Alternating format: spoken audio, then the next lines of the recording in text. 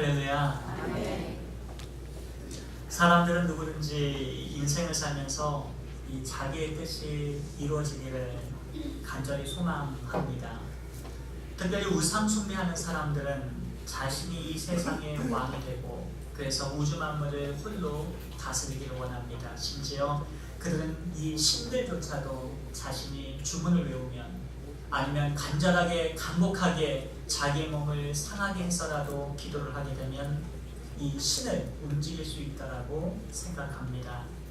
그래서 그들은 온 우주 만물을 자기 밑에 복종시키고 그리고 매사가 다 자신의 뜻대로 성취되기를 간절하게 소원합니다. 이런 사상을 가리켜서 우리는 인본주의다 이렇게 말을 합니다. 즉 하나님이 없는 하나님의 자리에 자신이 왕이 되어 살아가는 불신종의 불경건한 사람들이다라고 우리는 말합니다. 반면 우상 숭배자들의 성향과는 달리 성경은 이 세상이 내 뜻대로 되지 아니하고 하나님의 뜻대로 되어 간다라고 말씀을 합니다. 만약 이 세상이 하나님의 뜻이 아니라 인간의 뜻대로 움직인다면 어떻게 되겠습니까? 아마도 결국에는 아비규환의 지옥이 되고 말 것입니다. 성경은 분명히 말씀합니다. 이 세상의 모든 일은 하나님의 뜻과 하나님의 주권대로 이루어진다는 것입니다. 성경은 하나님의 인생의 주관자시고 그리고 역사의 주관자라고 말씀합니다.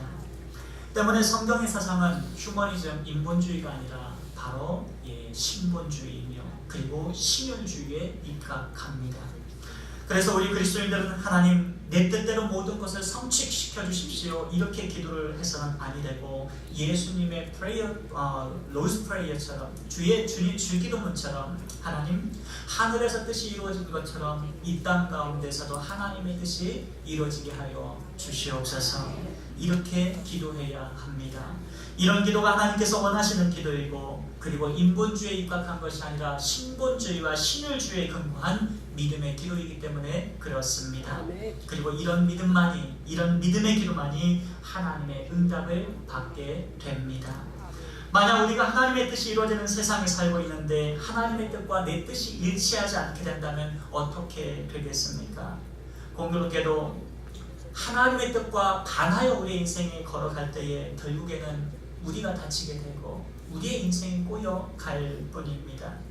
특별히 출애굽기 5장의 내용은 우리가 인생을 살다가 하나님의 뜻에 순종했음에도 불구하고 나의 뜻대로 되지 않을 때에 과연 우리는 믿음의 사람으로서 어떻게 처신해야 되는가에 관하여 알려줍니다. 그러므로 오늘 말씀을 통해서 우리가 하나님의 선한 지혜 총명을 받아서 하나님 말씀 따라 이 어려운 세상을 믿음으로 승리하며 나아가시는 주의 백성이 되시기를 축원을 드리겠습니다. 먼저 하나님의 뜻에 순종하는 모세의 모습을 우리는 살펴볼 필요가 있습니다. 모세는 지금 하나님의 부르심을 받아서 하나님의 뜻에 순종을 하고 있습니다. 하나님은 떨기나무 불꽃 가운데서 모세를 부르셔서 모세야 모세야 애굽에서 너는 하나님의 택한 내 백성을 건져내라 이렇게 사명을 주십니다.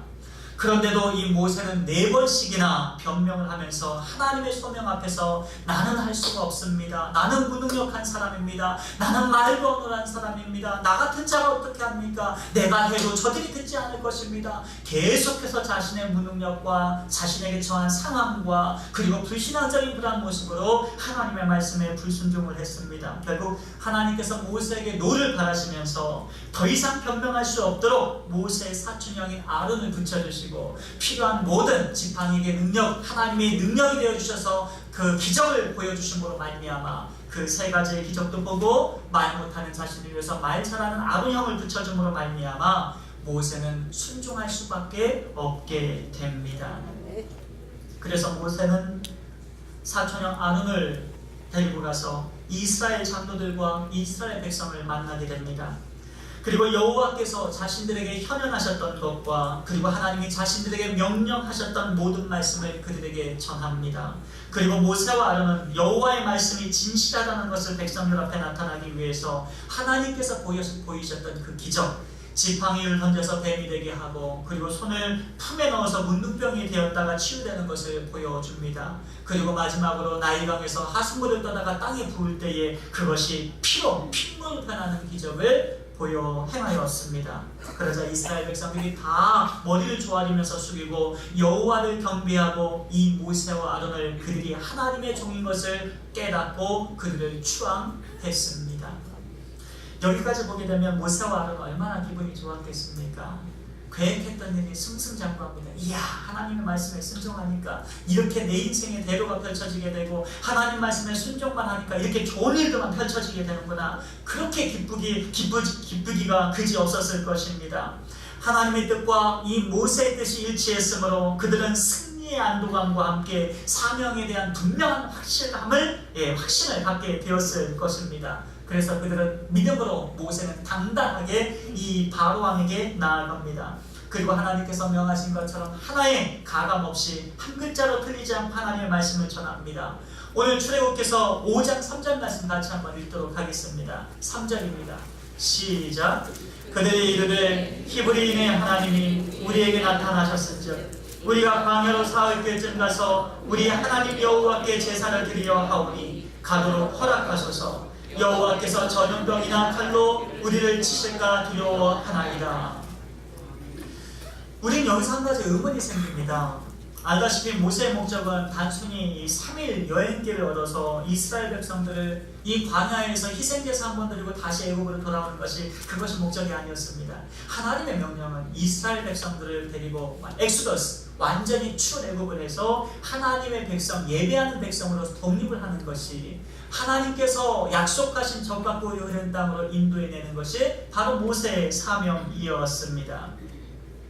이것은 애굽을 완전히 탈출하는 것이고 애굽과의 이 세상과의 죄악과의 관계를 완전히 끊어내라는 그런 하나님의 명령입니다.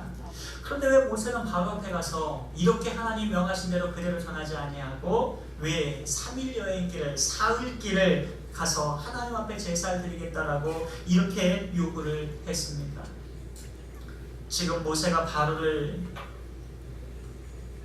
거짓말을 하고 사기를 치는 것도 아닐 텐데 왜 하나님의 종이 이렇게 말을 바꾸어서 바로에게 이렇게 요구를 했을까? 우리는 한번 생각해 볼 필요가 있습니다. 지금 모세의 상황은 이 바로가 하나님의 백성이 택한 백성이 이스라엘을 과연 풀어줄 것인가, 풀어주지 않을 것인가, 그것을 먼저 알아야 했을 것입니다. 그래서 최소한의 요구를 한 것입니다. 이 애굽 안에는 그 당시에 여러 소수민족들이 존재했습니다. 노예로 끌려온 존재들이 있었죠. 근데 그들마다 각자마다 신을 섬기고 있습니다. 그런데 이 3일 동안 이 광야에서 이 제사를 드리고 돌아온다는 것은 얼마든지 가능성이 있는 것이고 그 정도의 요구쯤은 얼마든지 할 수 있는 상황이 있을 것이다. 아마 모세는 그렇게 판단을 했을 것입니다. 그러나 이러한 사소한 요구에도 불구하고 오늘 바울이 어떻게 반응을 했는가? 우리는 이 공교롭게도 바로가 행했던 그런 반응을 우리는 살펴볼 필요가 있습니다. 상당히 이해할 수 없는 태도를 보이게 되는데 바로는 강팍한 마음을 가지고 그냥 가차없이 모세의 요구를 거부합니다. 사람의 마음이 강팍하다는 것은 합리적인 요구가 전혀 통하지 않는다라는 것을 말합니다. 마음이 강팍한 사람은 합리적인 요구를 해도 불합리한 이유를 들어서 그 요청을 묵살해 버립니다. 이것이 한국말로 두 글자 무엇입니까? 바로 갑질이라고 합니다. 알다시피 사람은 감정도 있지만 이성적 존재입니다. 사람은 짐승이 아닙니다. 인간이 모든 일에 감정을 따라 움직일 수가 없습니다. 사람은 생각하는 존재이고 사람은 이성적 존재입니다. 그래서 내가 생각했을 때 옳고 그름에 분별을 하여서 그 판단한 대로 따르게 됩니다.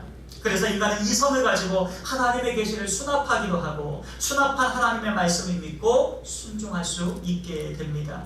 따라서 모세의 첫째 요구를 거부했던 이 바로의 마음에는 강팍함과 교만한 영이 자리 잡고 있었다는 것을 우리는 알 수가 있습니다. 사랑하는 성도 여러분, 그러므로 우리 예일교회는 마음이 부드러워야 합니다.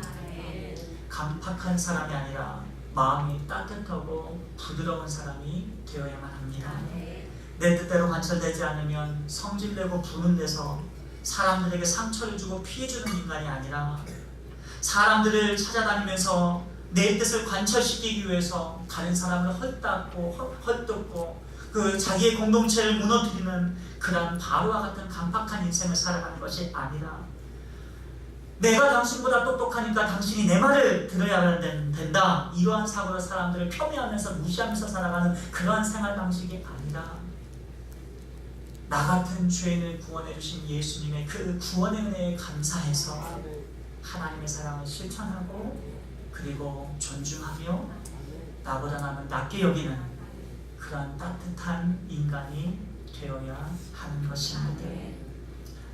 이러한 예수님의 겸손과 온유로 더욱더 사람들을 섬기고 주님을 기쁘시게 하는 우리 예일의 성도가 되시기를 축원을 드리겠습니다. 두 번째로, 우리는 모세가 하나님의 뜻을 행한 후의 결과를 우리는 좀 살펴볼 필요가 있습니다. 모세는 하나님의 뜻에 순종해서 믿음으로 하나님 말씀을 증거합니다. 그런데 상황은 더욱 이상한 방향으로 좀 흘러가고 있어요. 잘 생각해 보십시오. 우리가 기본적인 상식을 가지고 있을 때 하나님의 말씀을 순종하면 반드시 선한 열매를 맺게 되고, 그리고 좋은 일이, 형통한 일이 일어날 것이다, 이런 생각을 하게 될 것입니다. 그런데 지금 모세는 하나님의 말씀에 순종해서 바로를 찾아가 하나님의 말씀을 전했는데, 상황 전개를 봤을 때 점점 악화인도를 걸어가고 있는 것을 보게 됩니다. 모든 상황이 지금 부정적으로 변해가고 있어요. 바로왕이 어떤 반응을 지금 보입니까? 바로왕은 모세의 말을 들었을 때 크게 분노합니다. 모세에게 그가 뭐라고 말을 했는고 하니 5장 2절 말씀에 이렇게 말합니다. 바로가 이르되 여호와가 누구이기에 내가 그의 목소리를 듣고 이스라엘을 보내겠느냐? 나는 여호와를 알지 못하니 이스라엘을 보내지 아니하리라, 이렇게 말합니다. 이것은 바로가 이 모세에게 도전장을 낸 것이 아니라 모세가 믿는 하나님을 향해 도전장을 낸 것입니다. 우리는 바로왕이 참으로 어리석은 존재다, 하나님이 살아계시고 역사하시는데 어떻게 이런 어리석은 말을 할까 생각할 수 있을 것입니다. 하지만 우리도 가끔은 바로왕처럼 반응한다는 사실을 명심해야 됩니다. 하나님이 누구간데 내가 그의 말씀을 들어야 합니까? 하나님이 누구간데 내가 그 목사의 말을 들어야만 합니까? 하나님이 누구간데 주일만 되면 여행도 못 가고 주일 성소 예배를 지켜야 하는 것입니까? 하나님이 누구간데 내가 하나님께 그 아까운 11조를 드려야 되는 것이고, 하나님이 도대체 누구간데 내가 내 죄를 회개하고 주 앞에 엎드려야만 하는 것입니까? 왜 그래야 됩니까? 이런 생각을 하는 분들이 있습니다. 만약 우리 중에 이런 말들을 서슴없이 할 수 있는 자가 있다면 그는 바로와 같은 사람이고 바로와 같은 세계관을 지닌 사람이 분명합니다. 따라서 우리 예일교회는 이런 강팍한 교만한 심정을 없애고 하나님이 주신 은혜의 마음, 하나님 나 같은 자를 죄인을 불러주신 그 구원의 은혜에 감격해서 하나님을 두렵고 떨림으로 섬기는 믿음의 사람이 되어야 될 줄을 믿는 것입니다. 이런 은혜가 있기를 축원해 드립니다. 어쨌든 바로의 말은 매우 어리석었습니다. 바로는 모세가 합리적인 요구를 했지만 불합리하게 분을 토하며 하나님께 반항을 하고 맙니다. 그리고는 그 바로 감독들과 기록원들을 불러서 이스라엘 백성들을 더 고통스럽게 짊어지우라 이렇게 명령을 합니다. 원래 그는 이스라엘 백성들에게 비돔과 라암셋의 두 극고의 섬을 짓도록 벽돌 굽는 일을 명령한 바가 있습니다. 그런데 바로는 이 모세의 요청을 듣고 더욱 부인하고 화가 났습니다. 그래서 명령하기를 이스라엘 백성들은 게을러서 지금 이렇게 자기들의 신을 섬긴다고 광야로 나간다는 이런 요청을 했으니까 그들의 종교행위 이렇게 게으르고 이렇게 자신의 삶에 대해서 책임감이 없으니까 이런 요청을 했기 때문에 더욱 그들에게 고통을 가중시켜줘라 이렇게 명령을 합니다. 그래서 집도 주지 아니하고 집도 너희들이 알아서 찾아서 벽돌을 종전같이 구워서 빨리 일을 시켜라 이렇게 명령을 하게 됩니다. 얼마나 고통스러운 순간이 찾아왔는지 모릅니다. 너무너무 힘들었는데 그 힘든 것 위에 더 힘든 일을 시키면서 오늘날로 말씀드릴 것 같으면 숨도 못 쉴 정도로 이 고통을 압박을 주면서 하나님의 백성을 핍박하기 시작을 합니다. 이런 모습을 보면서 모세는 이해가 되지 않았을 것입니다. 하나님, 제가 하나님께 한 말씀을 그대로 전했으면 저에게 기적을 베푸셨던 하나님, 하나님의 기적을 통해서 바로의 왕의 마음을, 생각과 마음을 바꿔주셔야 하지 않겠습니까? 그런데 왜 이러한 더 어두운 현실이 나타나는 것입니까? 이렇게 생각을 했을 것입니다. 더군다나 이스라엘의 기록원들이 5장 15절부터 16절까지 바로에게 호소하면서 이런 말을 합니다.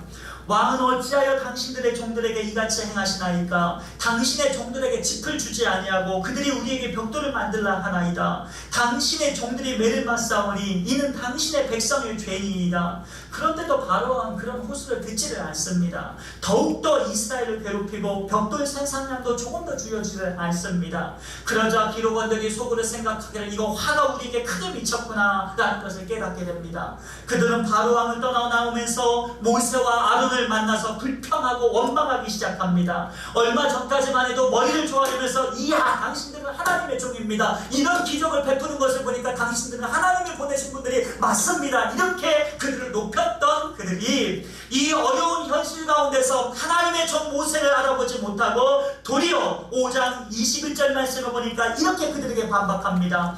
그들에게 이르되 너희가 우리를 바로의 눈과 그의 신하의 눈에 미운 것이 되게 하고 그들의 손에 칼을 주어 우리를 죽이게 하는도다. 여호와는 너희를 살피시고 판단하시기를 원하노라. 이렇게 말을 합니다. 한마디로 말해서 완전히 안면몰수한 다음에 당신들 때문에 우리가 이렇게 더 죽을 고통을 갖고 이렇게 고통을 갖게 됐으니까 이 모든 상황을 하나님이 다 살피시고 하나님이 당신들을 판단하시기를 원하노라. 이러면서 모든 불평과 원망을 쏟는 것을 우리는 보게 됩니다. 자, 이 정도 되면요, 모세의 마음이 여러분 어떠했겠습니까? 언제 모세가 자신이 하나님을 한다고 그랬어요? 자신은 그냥 모든 걸 다 내려놓고 광야에서 호렙산에서 양이나 치는 그런 목자의 인생이 아니었겠습니까? 저 미디안 광야였어요. 근데 하나님이 자기를 불러주셨어요. 하나님이 자기에게 사명을 주셨어요. 한다 안 한다 그렇게 4번씩이나 이렇게 안 한다고 그랬는데 하나님께서 해라 해서 이렇게까지 와서 바로에게 말씀을 전했어요. 그런데 말씀을 전했으면 그대로 놀라운 성령의 역사로 변화가 좀 보여야 될 텐데 오히려 변했다는 것이 바로의 마음이 더 강팍해져가지고 이스라엘 백성들에게 더 강압적인 그러한 고통스러운 현상이 일어나게 되고, 그리고 고통받던 그들은 이 모세에게 더 큰 원망과 불평을 가지고 토해내는 그런 것을 보게 됩니다. 바로왕은 지금 성질이 났고 이스라엘 백성들은 괴롭힘을 당하다 못해 이 자신들을 향해서 말할 수 없는 그러한 원망과 불평을 쏟아내고 있는 것입니다. 모세는 혼란에 빠지고 말았습니다. 그래서 그는 하나님께 기도합니다. 출애굽기 22장 23절 말씀에 모세가 어떻게 기도하냐, 이렇게 기도합니다. 모세가 여호와께 돌아와서 아뢰되 주여 어찌하여 이 백성이 학대를 당하게 하셨나이까? 어찌하여 나를 보내셨나이까? 내가 바로에게 들어가서 주의 이름으로 말한 후로부터 그가 이 백성을 더 학대하며 주께서도 주의 백성을 구원하지 아니하시나이다. 이렇게 모세는 혼란과 사죄를 빠져서 하나님께 기도합니다. 자, 그렇다면 우리는 생각해봐야 됩니다. 왜 하나님께서는 이스라엘 백성들에게 이러한 좌절과 고통을 더 심각하게 안겨주셨을까요? 하나님 말씀 한마디로 우주 만물을 창조하신 하나님이시라면 말씀 한마디로 모든 상황을 역전시키고 전개시킬 수 있는 하나님께서 왜 이러한 어려운 고난의 순간들을 하나님의 택한 백성에게 안겨다 주셨을까? 저는 두 가지로 생각해 보게 됩니다. 첫째는요, 만약 하나님의 백성이 고통을, 이 애굽에서 엄청난 고통을 당하지 않았더라면 이 이스라엘 백성들은 광야 생활 가운데에서 진본다리 싸고 어려운 일이 있을 때마다 다시 세상으로 죄를 탐닉하는 애굽으로 돌아가서 노예 생활을 했을 것입니다. 이것은 분명합니다. 생각해보세요. 하나님께서 먹을 것이 없어서 새벽마다 아침마다 만나를 주시고 고기 먹고 싶다면 메추라기를 동서통을 불어서 이렇게 하나님께서 먹여주시고, 물이 없을 때마다 이 물이 없는 그런 사막과 같은 데서도 바위를 깨뜨려서 물을 내신 하나님께서, 그랬음에도 불구하고 그들은 조금만 문제가 있으면 나는 애굽의 노예로 사는 게 좋았겠다. 애굽에서는 먹고 싶은 거 다 먹었는데 거기서 내가 노예로 살았을지언정 이렇게 고생을 안 했는데, 끄떡하면 돌을 쳐가지고 민수기 13장에 보게 되면은 자신들의 기대와 어긋났다고 해서 이 돌을 들어서 모세를 쳐 죽이려고 했던 그런 이스라엘 백성들이었습니다. 이런 이스라엘 백성들이 애굽에서 처절하게 고난을 당하지 않으면 하나님을 믿는다고 출애굽을 했어도 다시 세상으로 돌아가고 다시 죄악으로 돌아갈 수밖에 없는 이 연약한 인생들. 그래서 하나님께서는요 고난을 주시는 거예요. 여러분 만약에 세상에 살면서 내가 고난을 받는다 생각하시면요 여러분 예수님 한 분만으로 소망을 삼으시길 바랍니다. 아멘. 주님 한 분만이 우리에게 소망이에요. 아멘. 이 땅에서 여러분 아무리 많이 누리고 고난을 당해도요 오직 예수 한 분밖에는 없습니다. 아멘. 그러므로 세상에서 혹시 고난받는 성도가 있다면 이 시간 하나님께 영광 올려드리시길 바랍니다. 아멘. 인간의 죄는 고통을 받아야 끊어지는 역사가 일어나게 됩니다. 아멘. 그리고 주께로 돌아와 주님으로 말미암아 구원받는 은혜의 은총이 있게 되는 줄 믿으시기를 바랍니다. 아멘. 또 한 가지는요, 만약 모세나 아론이 하나님의 일을 하면서 이런 좌절을 겪어보지 않았다면 모세도 하나님의 사람이긴 하지만 인간에 불과하지 않습니까? 그러니까 얼마든지 하나님이 그가 요청할 때마다 기적을 바로바로 요청해 주셨다면 그는 바로보다 더 큰 교만한 인간으로 전락할 수도 있었을 것입니다. 아멘. 여러분, 인간은 매우 연약한 존재입니다. 그래서 때때로 하나님께서 우리에게 능력을 주셔서 사용을 해 주시면 우리는 마치 내 자신이 잘난 것 같이 느껴져요. 하나님이 복 주시고 은혜 주셔서 뭔가 좀 형통해지면 하나님이 복 주셔서 막 사업이 잘 되고 내 인생이 잘 되고 이러면 막 내가 잘 된 것 같은 그런 아주 그런 부푼 마음이 막 들어가요. 허풍 들어가는 거지. 그러나 그것이 너무 과했을 때 하나님 앞에 무릎 꿇지 못하고 기도하지 못하고 정말 기고만장할 정도로 우리의 영혼이 허풍이 들어가게 되면 하나님께서는 큰 송곳을 가지고 그 바람나는 풍에 툭 찔러버립니다. 그리고 모든 바람을 빼버리시고 완전히 처절할 정도로 밑바닥을 걷게 하시는 거죠. 왜냐하면 그 영혼을 사랑하시기 때문에 그렇습니다. 아멘. 구원받는 것이 진정한 은혜입니다. 아멘. 세상에서 모든 걸 다 누려봐도요 구원받지 못하는 인생은 지옥 간 인생은 비참한 인생이죠. 아멘. 나사로처럼 이 세상에서 궁핍하게 거지 같은 인생을 산다 할지라도 예수 믿고 구원받는 인생이 참으로 복받은 인생임을 우리는 믿어야 할 것입니다. 이렇게 인간이 교만치 못하도록 하시는 방편이 바로 하나님의 은혜의 방편이다 우리는 말합니다. 보세요. 만약 모세에게 좌절감이 없었다면 그가 하나님께 어떻게 간절히 기도할 수 있었겠습니까? 그럴 수가 없습니다. 인간은 고통을 당하니까 하나님 앞에 나아가게 되고 고난 당하니까 하나님 앞에 엎드려 기도하게 됩니다. 하나님, 어째서 제게 이런 일이 발생했습니까? 하나님, 지팡이 하나만 있으면 하나님 사역은 능히 잘 감당할 수 있을 줄 알았는데 모든 생활이 제가 받아들일 수 없을 만큼 너무너무 고통스럽습니다. 하나님 도와주십시오. 하나님 은혜를 베풀어 주십시오. 모세는 그렇게 하나님 앞에 엎드려 기도합니다. 이런 기도는 바로 하나님을 만나는 현장이고 하나님의 능력을 덧입는 그런 은혜의 기도임을 알아야 할 것입니다. 아멘. 그럼 우리가 어떻게 인생을 살면서 우리가 고난을 당할 때 하나님의 뜻에 순종했지만 역경을 만날 때 어떻게 해야 되는가? 하나님을 찾고 하나님 앞에 기도하는 것. 아멘. 그것이 오늘 우리에게 주시는 하나님의 말씀입니다. 아멘. 그러므로 우리 예일교회된 여러분들은 하나님을 늘 찾고 겸손하게 엎드려 기도하시는 모세와 같은 하나님의 사람들이 되시기를 축원을 드리겠습니다. 아멘. 그렇다면 우리의 인생이 이렇게 녹록지 않을 때에 우리는 어떻게 신앙생활을 해야 될까? 한 3가지만 말씀을 드립니다. 첫 번째로, 인생이 내 뜻대로 되지 않을 때는요 오늘 모세처럼 하나님을 찾고 하나님 앞에 자꾸 나아가야만 합니다. 믿음이 없는 불신앙적인 사람들을 보면 자꾸 하나님을 떠나가려고만 합니다. 조금만 인생에 문제가 있으면 하나님을 떠나고 교회를 떠나고 말씀을 떠나고 기도를 중지해버리는 그러한 사람, 이 불신앙적 습성이 나타나게 됩니다. 그리고 이렇게 생각합니다. 하나님을 믿어도 아무 소용이 없네. 말씀을 읽어도 소용이 없고 예배를 드려도 아무런 소용이 없구나. 11절 드려도 소용이 없고 교회에 그렇게 충성했는데도 불구하고 결국엔 내 인생 이 모양 이 꼴이 되었구나. 그러고는 교회를 떠납니다. 성향에 따라서 어떤 사람은 조용하게 말없이 떠나기도 하고 어떤 사람은 거품 물고 이 사람 저 사람 이러이 하나님 믿어보니까 아무런 소용없다고 말하면서 그러다가 또 교회를 박차고 나가는 사람이 있기도 하고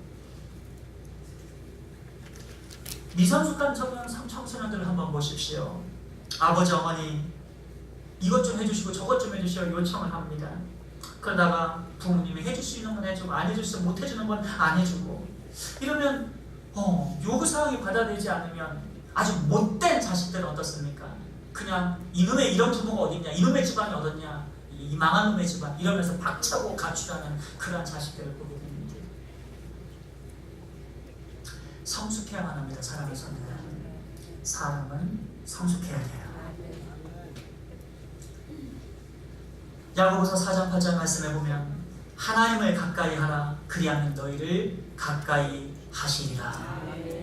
여러분, 우리는 내 인생이 내 뜻대로 안 될 때 그냥 박차고 나가는 인생이 아니라 하나님께 엎드려 기도하는 인생이 돼야 돼.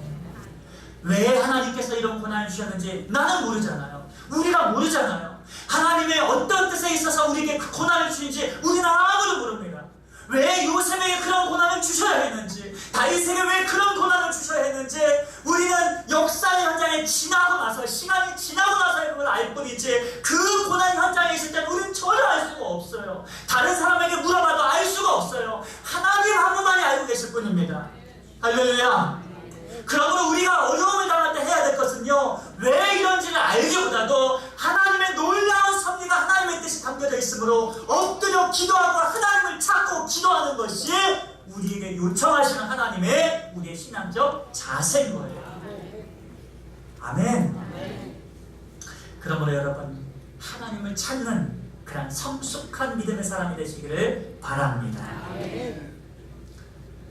둘째로, 인생이 내 뜻대로 되지 않을 때에 우리는 조급하지 말아야만 합니다. 하나님의 음성을 좀 들을 줄 알아야 돼요. 인생에서 성급한 결론을 내리는 것은 굉장히 금물입니다. 왜냐하면 인생이라는 것이 모든 우주 만물의 역사가 다 그렇지 않습니까, 여러분? 내 뜻대로 되는 것이 아니라 하나님의 뜻대로 되는 거예요. 근데 우리는 너무나도 인본주의에 뿌리 깊게 내 중심적 사고를 하기 때문에 다 내 뜻대로 되어야 속이 풀리는, 직성이 풀리는 그런 아주 못된 습성이 있어요. 죄악의 습성이. 어떻게 하려고 도대체? 내 뜻대로 되려면 여러분, 이 남북한이 여러분 분단되지 말아야 되고요. 세상에 전쟁도 없어야 되고요. 기근도 없어야 되고, 가난도 없어야 되고요. 불평등도 없어야 돼요. 갑질, 차별 다 없어야 돼요. 그러나 현실은 엄청난 우리의 고난 가운데 우리는 삶을 살아가고 있어요. 내 뜻대로 되는 것이 아니라요, 하나님의 뜻대로 되어가고 있어요. 이 세상도 종말을 향해 걸어가고 있어요. 그런데 모세는 지금 너무 성급한 결론을 내립니다. 5장 22절 말씀을 보니까 주여 어찌하여 이 백성이 학대를 당하게 하셨나이까? 어찌하여 나를 보내셨나이까? 이 말을 다시 말하면 하나님은 당신의 계획이 좌절된 것 아닙니까? 하나님의 계획이 지금 실패한 것 아닙니까? 이렇게 따져놓는 거예요. 하지만 그렇지가 않습니다. 하나님은 인생의 주권자이십니다. 역사와 우주 만물의 주관자이십니다. 아무리 방해가 오고 장애물이 있어도 하나님의 뜻과 섭리는 한치 오차 없이 정확하게 성취되고 있다는 것을 우리는 믿어야 하는 것입니다. 그렇다면 어째서 이스라엘이 학대를 받고 상황이 악화되도록 하나님께서 내버려 두셨는가? 이유는 간단하죠. 하나님의 뜻이 성취되려면 바로 왕의 강팍함이 먼저 드러나야만 됐습니다. 하나님의 뜻이 이루어지려면 이스라엘 백성들이 먼저 더 고통을 심각하게 받아야만 했던 상황이에요. 하나님의 때가 찰 때까지, 하나님께서 영광 받으신 그날까지 하나님께서는 이스라엘 백성과 모세로 하여금 기다리도록 만드신 것이죠. 그러니까 지금 이 모세가 봤을 때는 모든 상황이 악화이대로 걸어가는 것 같지만은, 그러나 하나님의 뜻의 판에서 봤을 때는 모든 것이 순조롭게 정확하게 원칙대로 섭리대로 흘러가고 있다는 것을 우리는 알게 됩니다. 따라서 쉽게 말해 모세가 고통받고 이스라엘 백성들이 고난받는 것은 하나님의 뜻이 이루어지는 과정에 불과했다는 것입니다. 그러므로 인생이 내 뜻대로 안 될 때 우리는 어떻게 해야 되느냐? 이 모든 것이 하나님의 섭리이므로 내 뜻대로 되지 않는 것에 감사하고, 내가 내 뜻을 꺾어서라도 하나님의 뜻에 기다리며 엎드려 기도하는 신앙적 자세를 배우는 것이 우리에게 하나님의 말씀입니다.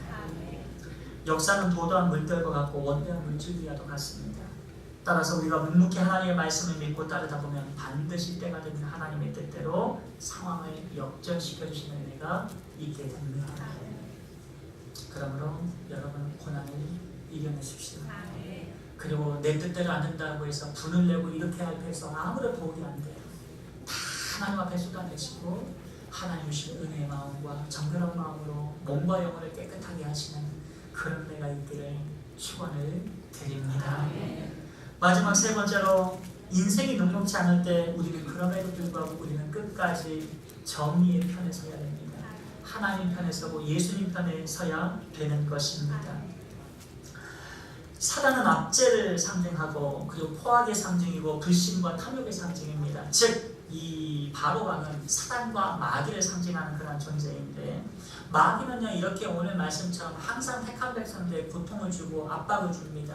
그리고 이 사단 마귀가 때때로는 좋은 걸 던져줄 때가 있어요. 좋은 걸 툭툭 과자 하나씩을 던져주면서 결국에는 낭떠러지로 이끌게 하거나 화염 속으로 들어가게 만드는 문제가 이 사단 마귀의 존재예요. 보통 사람들이 좌우에 치우치지 말고 중간으로 걸어라, 중용의 길을 택하라 이렇게 말합니다. 하지만 중용의 도라는 것은 뭐냐면 너무 극단적으로 치우치지 말라는 뜻이지 어느 한편의 정의의 편에 서지 말라 이런 뜻이 아닙니다. 인생이 우리 뜻대로 안 된다고 우리가 불의와 손잡고 우리가 내 뜻대로 행동하게 된다면 우리는 하나님의 뜻을 거스를 수밖에 없습니다. 우리는 기도 진리요 생명이신 정의가 되신 우리 주 예수 그리스도만을 따르는 예수 믿는 사람이 되어야 합니다. 여러분 그런 은혜가 있기를 축원을 드리겠습니다. 하나님의 뜻은 어떤지 우리가 몰라요. 오늘 아침에도 제가 최유신 목사님과 대화하면서 말씀을 드렸지만 출애굽을 할 때 이스라엘 백성만 따라 나온 것이 아니죠.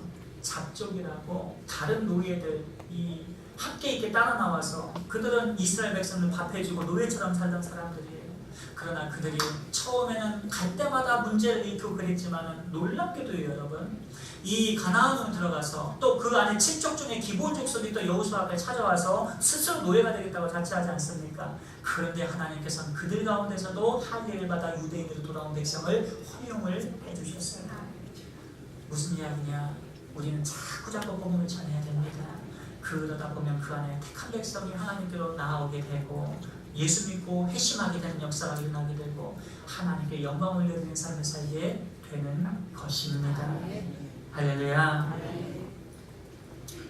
제가 프레토리아에서 사역할 때 프레토리아 그 교회에서 그 당시에 가장 큰 교회였죠. 프레토리아에서 교인들이 계속해서 늘어나니까 이제 식사봉사위원이 부족한 거예요. 어떻게 하겠습니까? 사람 계속 늘어나고 식사하실 분은 부족하고 그래서 거기에도 이제 조선족이 있어요. 그래서 그분들을 한 4명 정도를 사가지고 교회에서 어쩔 수 없이 이렇게 했는데 아예 가니까 말들이 많이 나오게 됐어요. 아니 어떻게 이렇게 예배 시간에 이렇게 밥을 해야 되냐 이런 얘기가 나오기도 하고 어떻게 이렇게 우리만 딱 예배 드리고 저들이 이렇게 돈 주고 우리 교회에서 자체적으로 소화해야지 다른 사람의 도움을 받을 수 있냐 뭐 이런 얘기 많이 나왔어요. 근데 여러분 놀라운 사실은요. 그렇게 돕다가 교회에 왔다 갔다 하다가 그러다가 주 앞에 돌아온 역사가 있어요. 아멘. 하나님의 일이 어떻게 될지 몰라요. 여러분 잡족이 유대인이 들어오는 것처럼 기본 족속이 노예들이 하나님의 사랑을 원하는 것처럼 우리 교회의 사명은 복음을 전하는 것이고 예수님을 알리는 것이고 주의 뜻을 영화롭게 하는 것이 우리의 사명인 줄을 믿습니다. 예수님께서는 요한복음 11장 40절에 이렇게 말씀하셨습니다. 네가 믿으면 하나님의 영광을 보리라.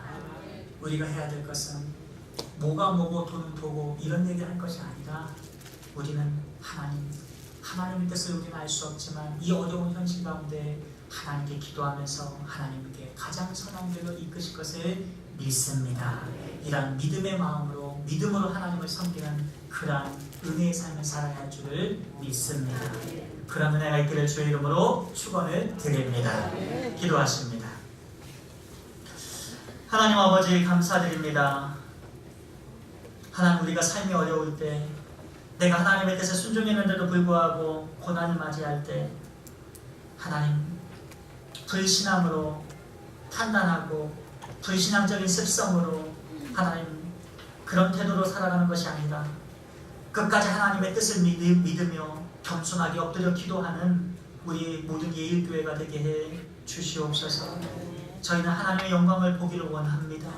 끝까지 인내하고 참고 견디면서 하나님의 그 섭리를 믿고 나아갈 때에 요셉처럼 다윗처럼 하나님의 영광을 드러내 주시는 것처럼 오늘 저희가 예일교회가 한 사람도 빠짐없이 하나님의 영광을 보는 귀한 은혜가 있게 하여 주옵소서. 감사드리며 예수님 거룩하신 이름으로 기도하옵나이다. 아멘. 찬송가 354장